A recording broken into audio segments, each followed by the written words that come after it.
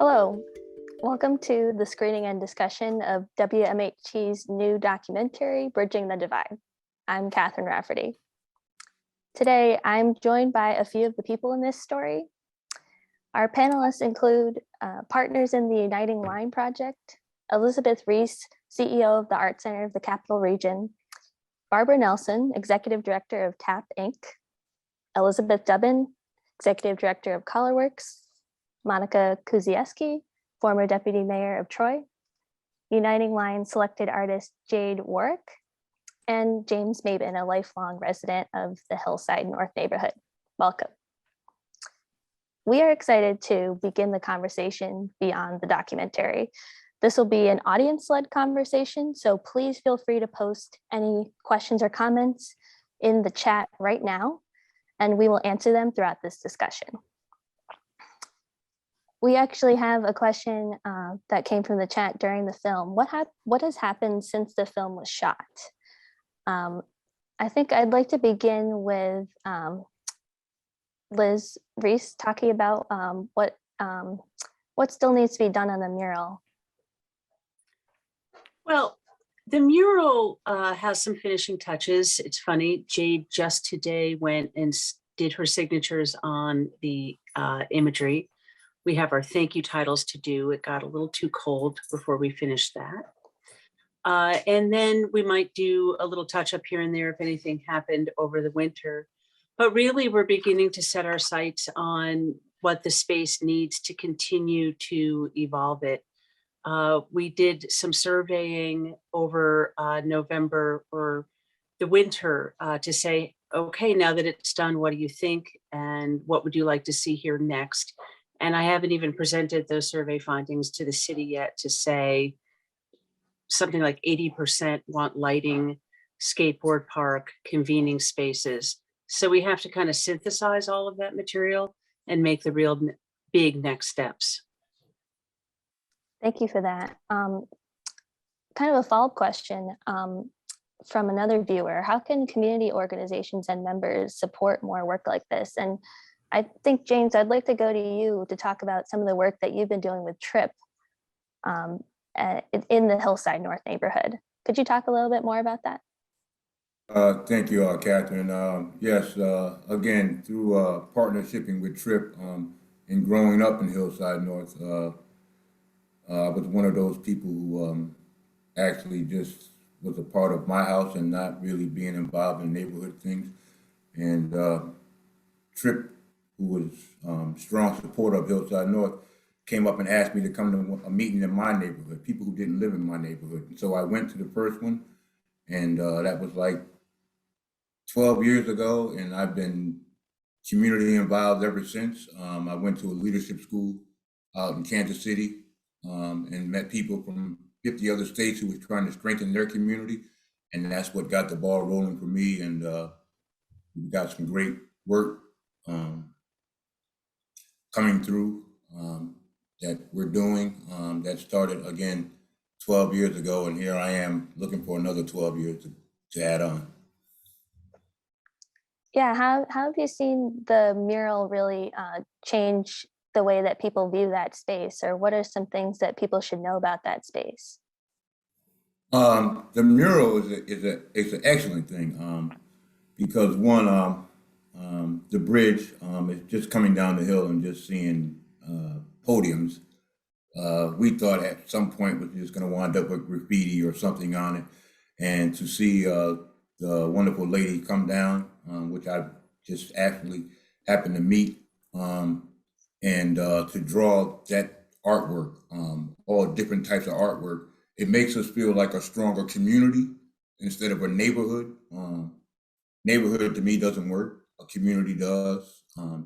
More people care, and yeah, it's a strength. And so we're looking for what's coming next. Where is she going to come next? Is she going to come right up to Hillside, where we're at, and do something on maybe one of our walls? It actually, again, also got our kids at school too excited because they have a wall in their parking lot, and now they're going to do some artwork because of the work that was done down up under the bridge. And I think that's real cool for fifth graders and down to come up with something and put on their wall. That's amazing. Yeah, this is a perfect way to segue to Jade Warwick, who's here. Could you talk a little bit about one thing that is kind of mentioned towards the end of the documentary is that the title of the mural is Gems of Troy. Could you talk a little bit about the meaning behind that? Yeah. So I actually went through several titles to get the name that really, I think, fit with the piece. The more I spoke to folks, the more beauty I saw, but was surrounded by the voices, by the words, by the pride, by the community. And I was just kind of touched by that. And so, but all that beauty and all these gems were hidden under this large concrete bridge. So I called it Gems of Troy due to the amount of gems that are seen shining throughout that community if you actually take the time to stop and look. And that's pretty much how I came up with that name. Yeah. So I feel like the mural really is kind of the catalyst, and that was kind of what was said towards the end of the documentary, that there's going to be some next steps coming up. How was the creation of this like a way to start engaging the community and what's coming up next? And maybe we could go to Barb to talk about that. Sure, thanks, Catherine. And thank you, James. I'm practically teary to hear you speak so earnestly about this piece of this work of art that to many of us was a project. We had to get it done, and we saw so many challenges in it. But to hear you speak helps us feel that we did achieve a grand goal. Oh, what was the question? I blew that. What are some of the next steps coming up for you guys, for the partners? I think that this project has really demonstrated how even a simple piece of art, a simple mural, let alone such a large undertaking like this, can really change people's perspectives. The Troy Art Master Plan is very much alive and well. That was an effort undertaken after the Breathing Lights project. So there is quite a sustained and committed effort to bring more of these projects to bear in communities, and to bring them in such a way that they do give those communities voice. That's really the objective of the artwork, and paint is just the simplest,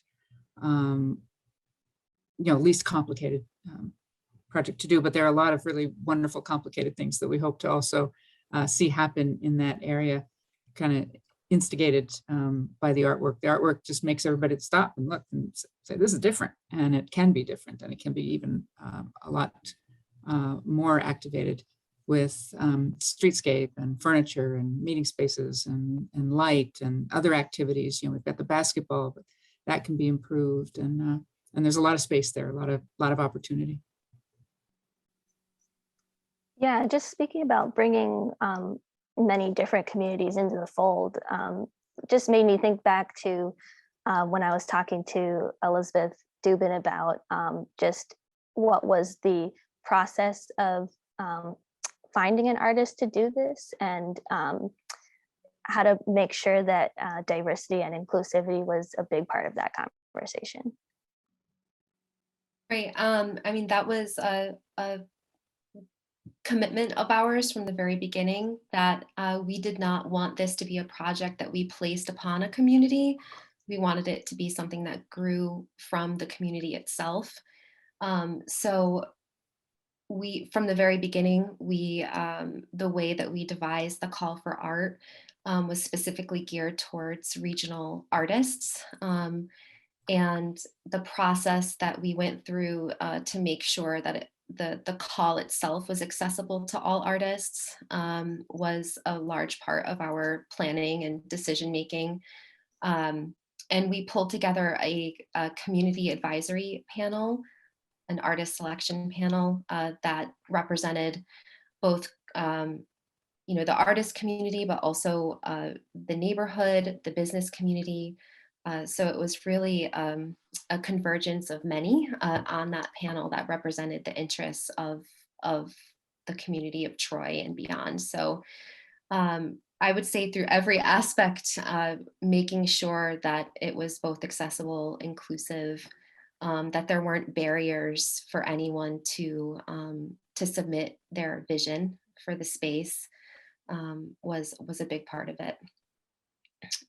Beyond that, listening to the community too about what they wanted to see in the space. So Liz Reese and the Art Center of the Capital Region was really instrumental in surveying the neighborhood and having people there to ask questions of like, what do they envision in the space? What do they feel public art is? What do they hope to see?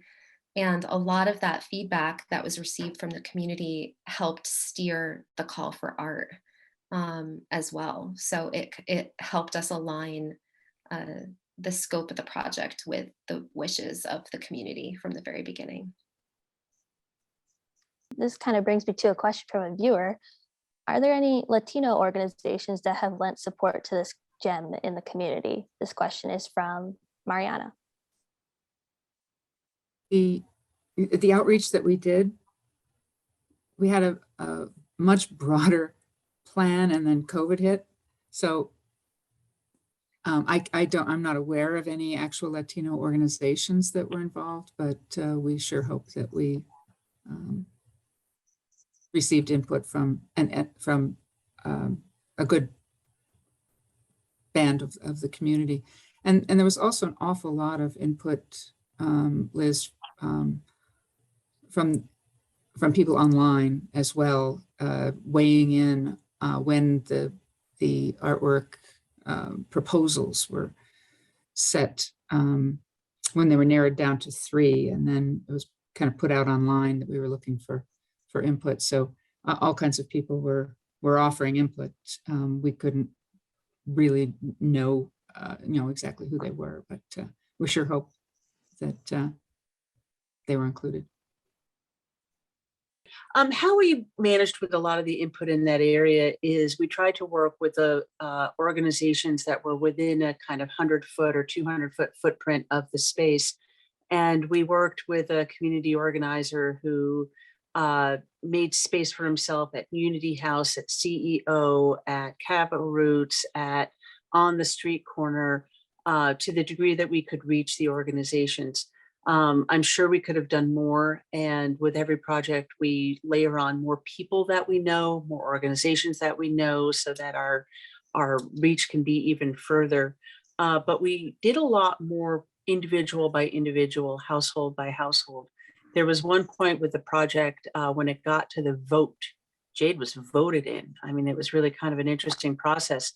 We put a door knocker on every single door within about a 15-block area. So it was really kind of more person by person rather than an organizational method this time around. Next time, maybe it'll be a different way. Yeah, just taking a look at some of the comments here. From Linda, how do we add more green space? Are there green space specific plans in addition to the murals? Maybe Barb could offer some insight on that. Well, the city did author a Or Monica, yeah, maybe Monica has yeah, some feedback from the city. sort of a master plan, and with a lot of ideas that did include such things.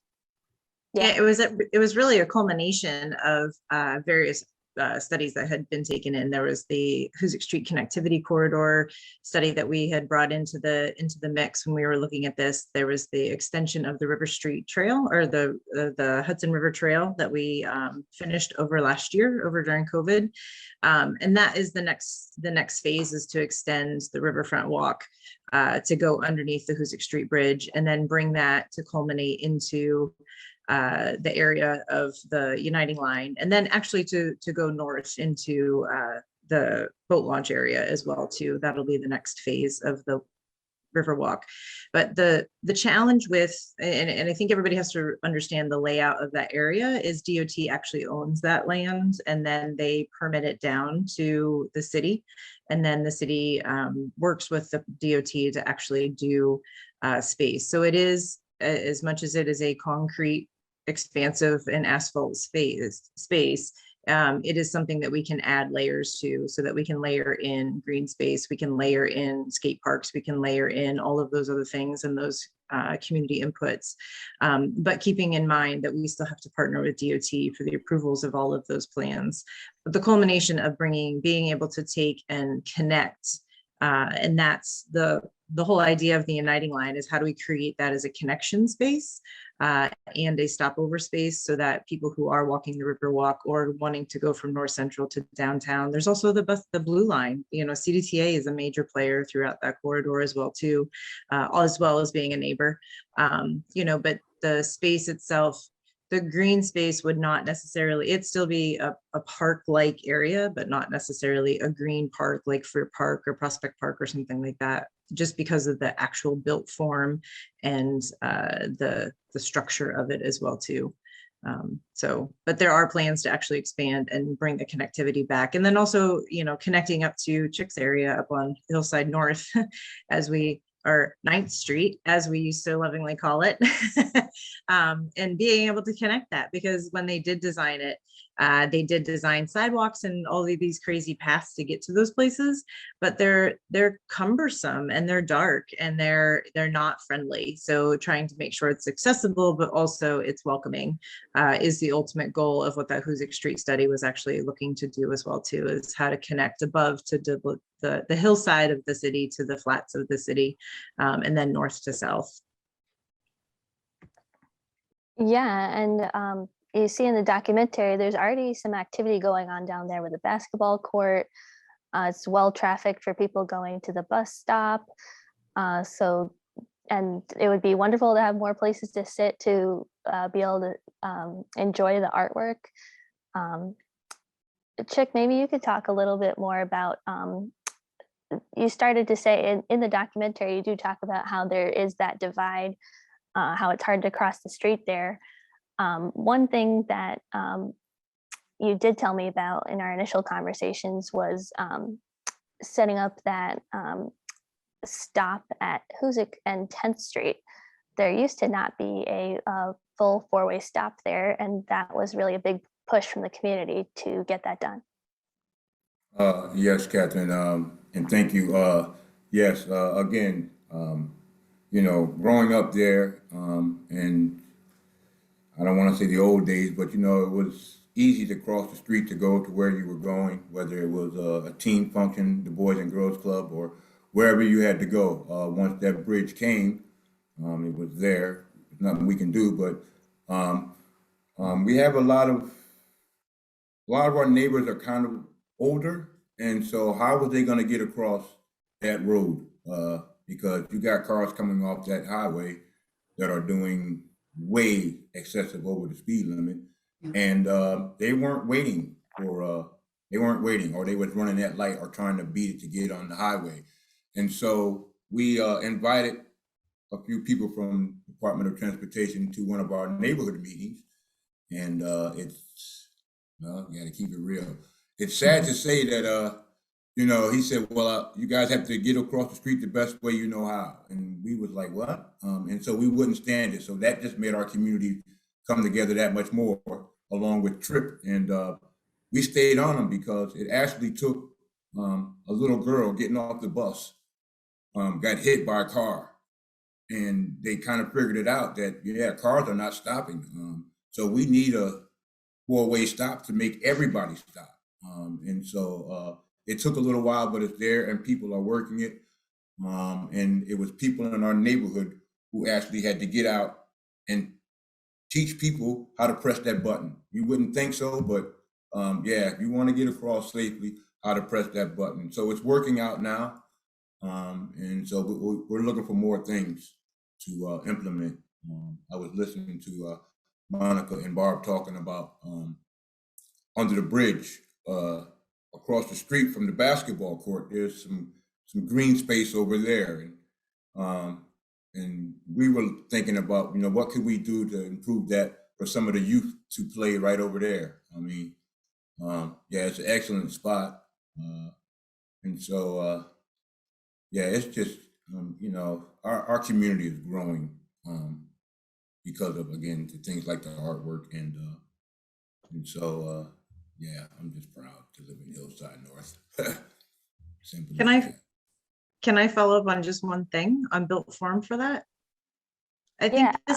this is a really great, these kind of projects where there's a lot of community involvement and organizational involvement, but also the connectivity to the agency or the DOT that actually put the Built Form in place.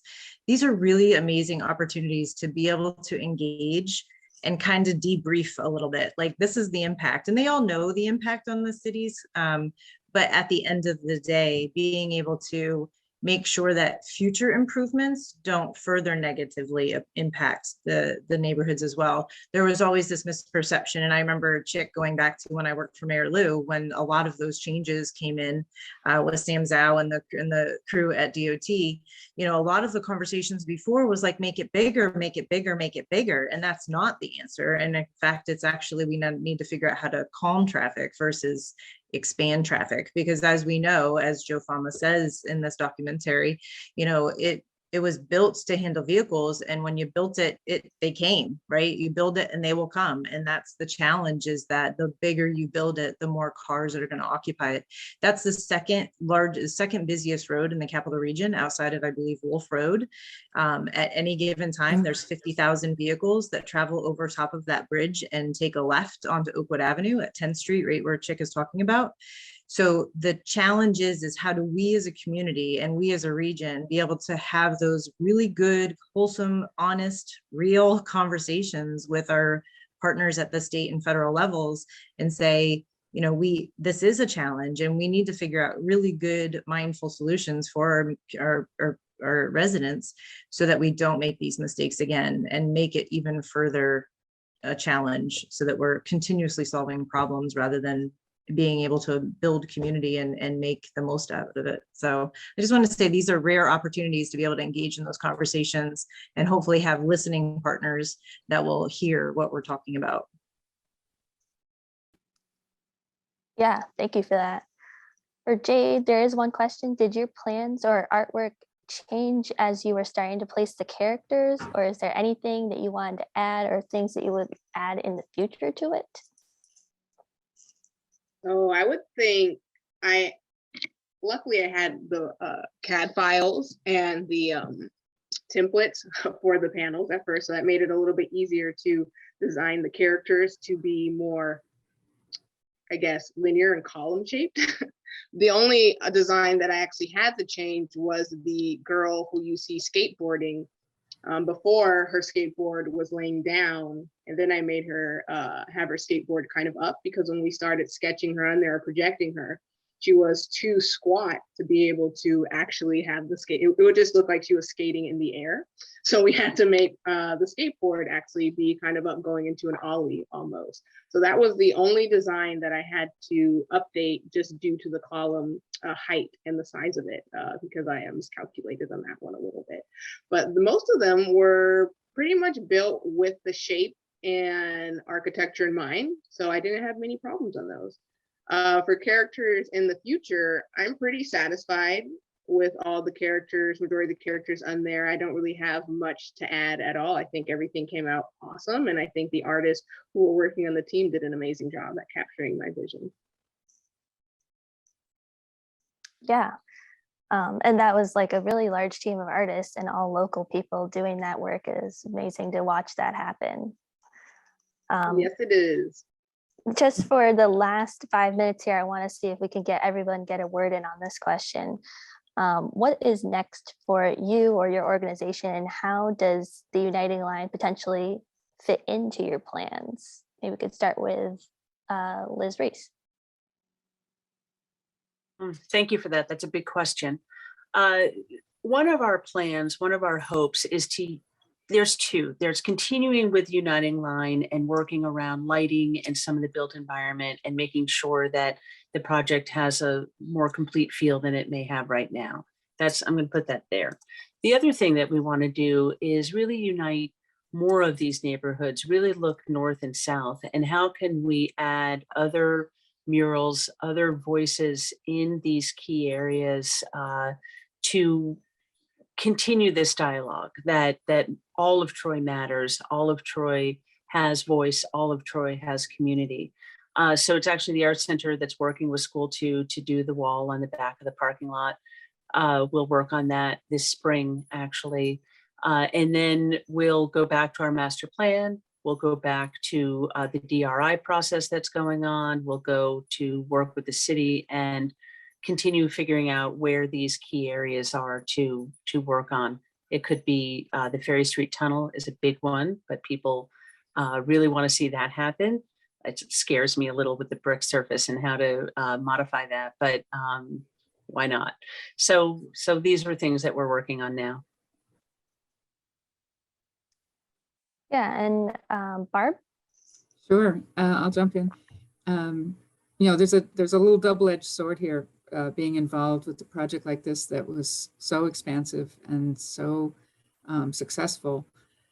Other neighborhood organizations knock on the door and say, "Hey, us, come on, let's do one here." So it's wonderful, but we find ourselves with a long list of to-do items. So very excited. I hope to continue to be involved with later phases, subsequent phases within the dividing line corridor.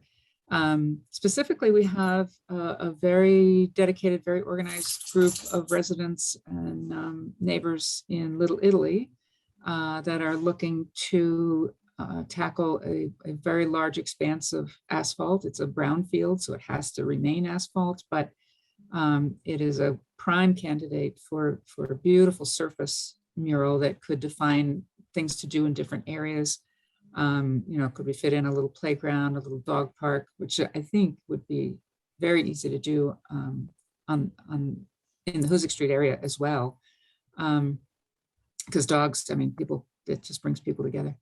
So yeah, we've got a long list of clients and organizations that want us to help write budgets, write grant applications, help do the organizing, and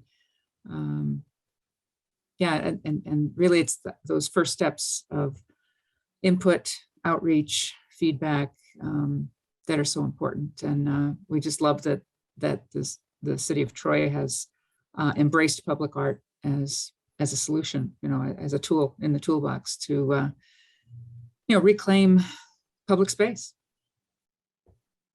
Yeah, there was a comment that came in from a viewer. Cindy asked if concerts would be a part of the city's future Under the Bridge. And Sure. Yeah, maybe you could speak to that a little bit.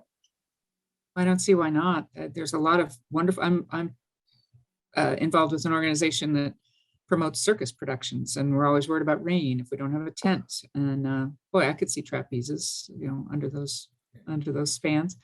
So what I learned being there, I spent a lot of hours, not as many as Jade or the art crew or Belinda, but the traffic is not so bad once you get past 6th Avenue. There really is room to kind of reduce the lanes, even to put a line of trees down the middle. So there really is a lot of potential for that space again to become, it was a main street. And when we lost Main Street, we lost diners and fish markets and theaters and barbershops.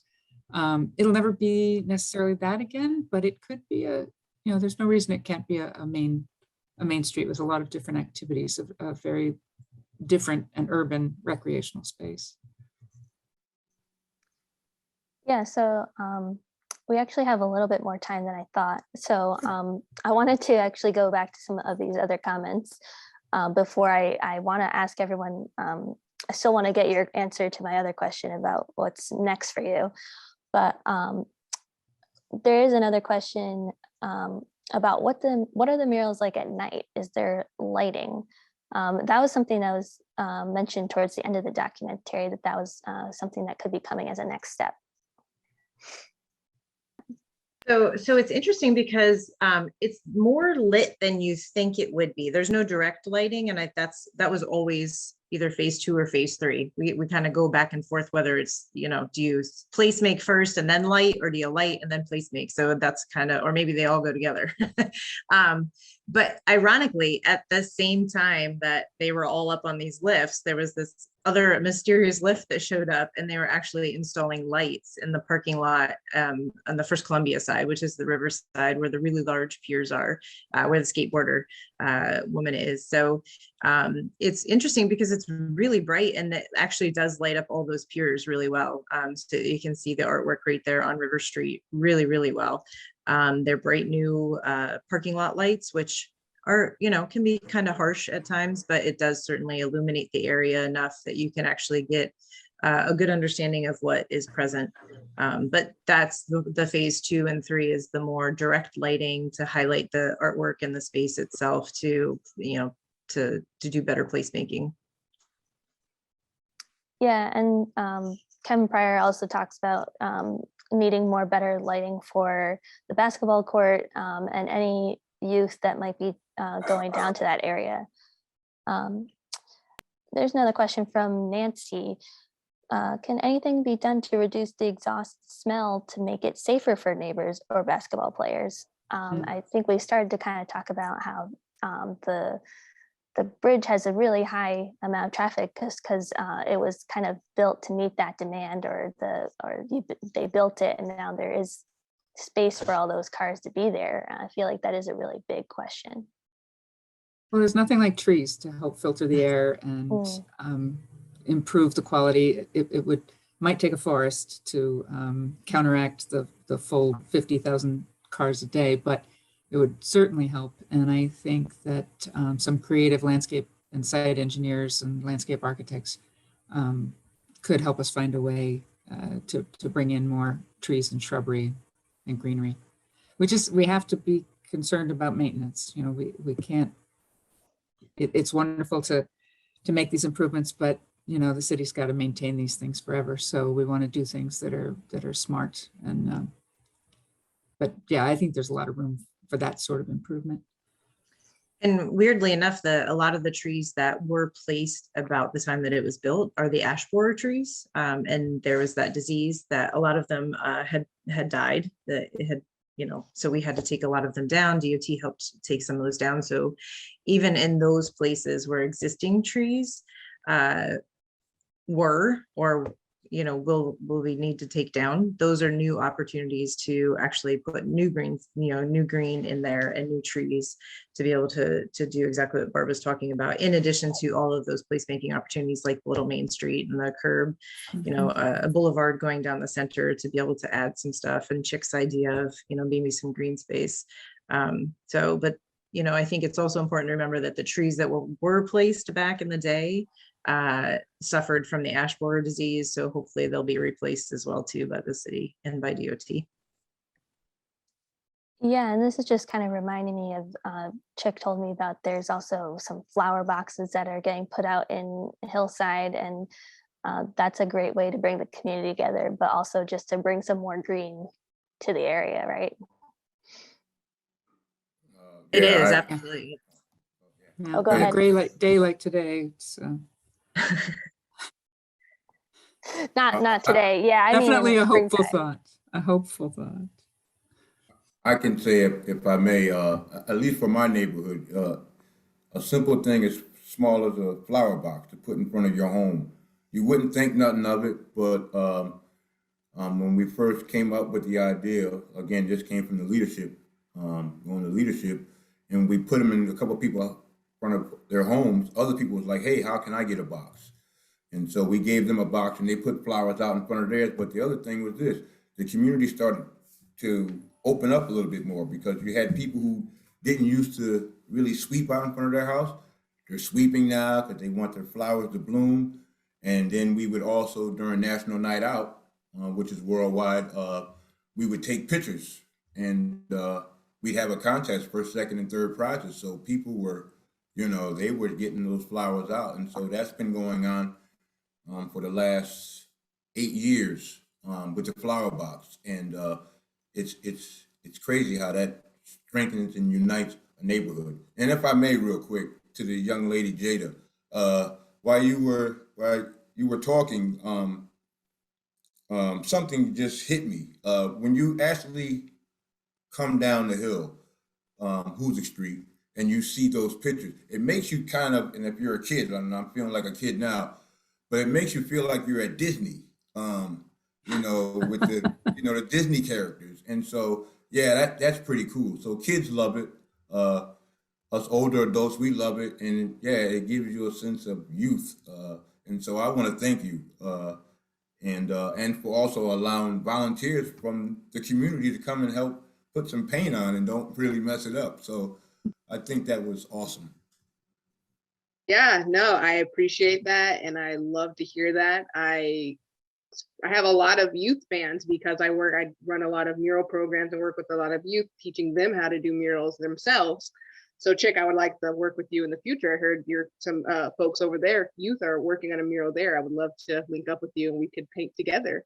But yeah, I love that youth love my work, and I love that adults, like every age, like folks just feel so happy due to the bright colors and the just feeling seen by it. So I'm happy that that's literally the goal. So thank you.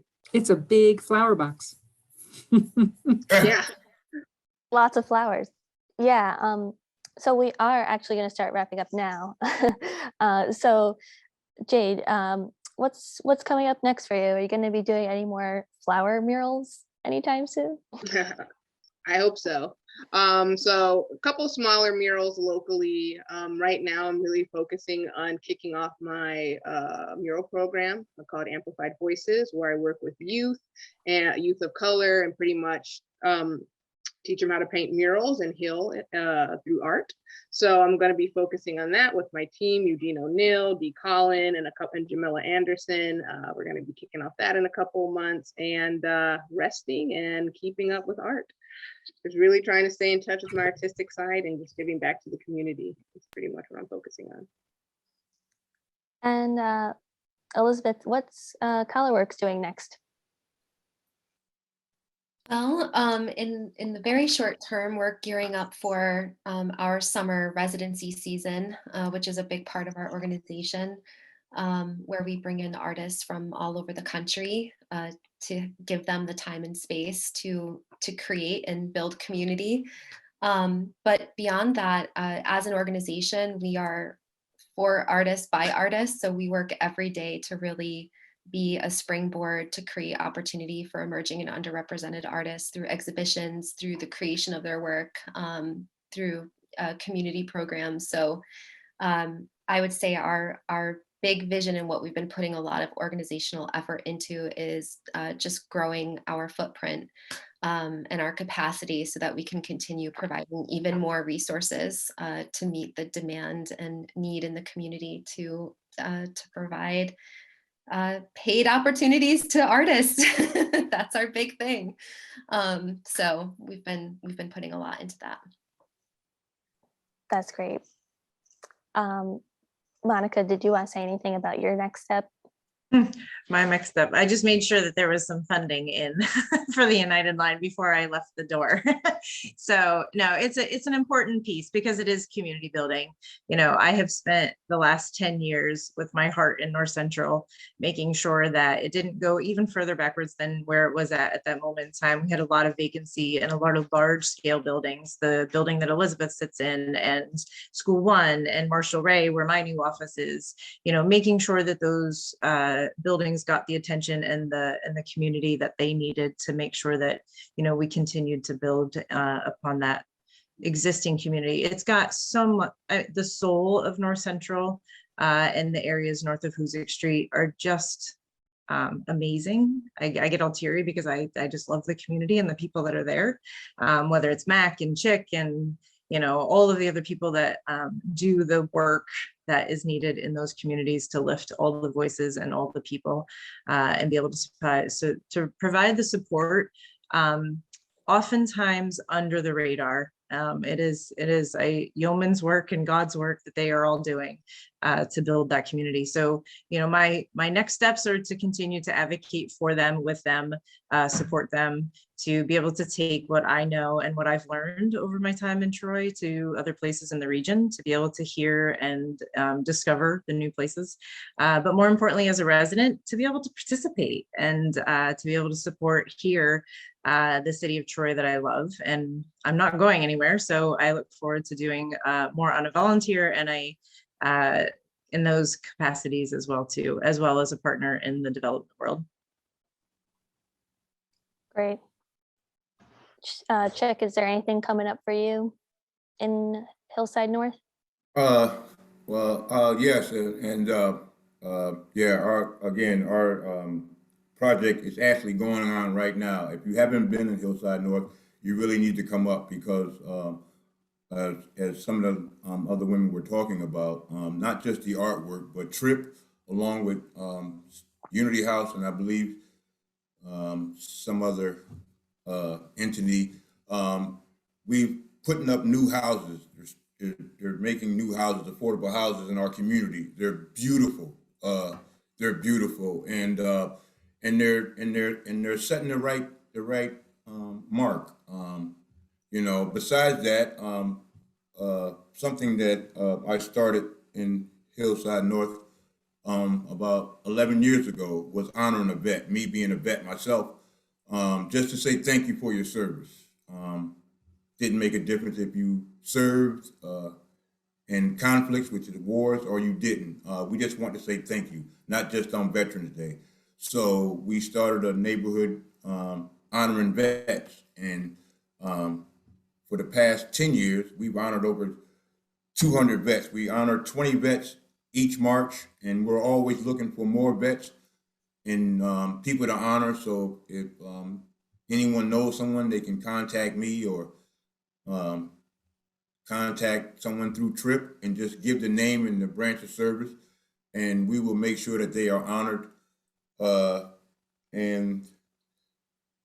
There was something else, you have a brain fart when you're up here, but I'm sorry, Monica's laughing. You're good. I just like to keep it real, and I just want my people to know that Hillside North is a strong community. It's really a strong community. There's a lot of powerful people in that community. There's a lot of people who are doing great things. Like you mentioned Kevin Pryor.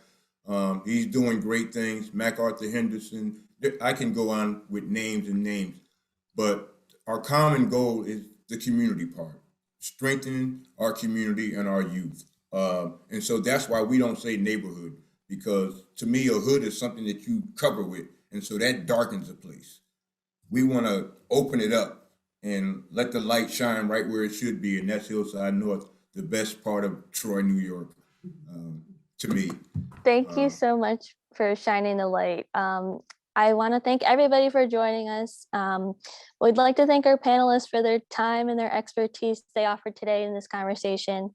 I'd also really like to thank the audience for joining us and the supporters of WMHT's Bridging the Divide project, Chet and Karen Opalka, and the Troy Savings Bank Charitable Foundation, and our members. If you missed the earlier online screening, please tune in to WMHT's broadcast premiere of Bridging the Divide tonight at 7:30, 15 minutes from now. We also invite you to explore our exclusive online content for this project at wmht.org/Bridging the Divide. Thank you. Thank you. Thank you.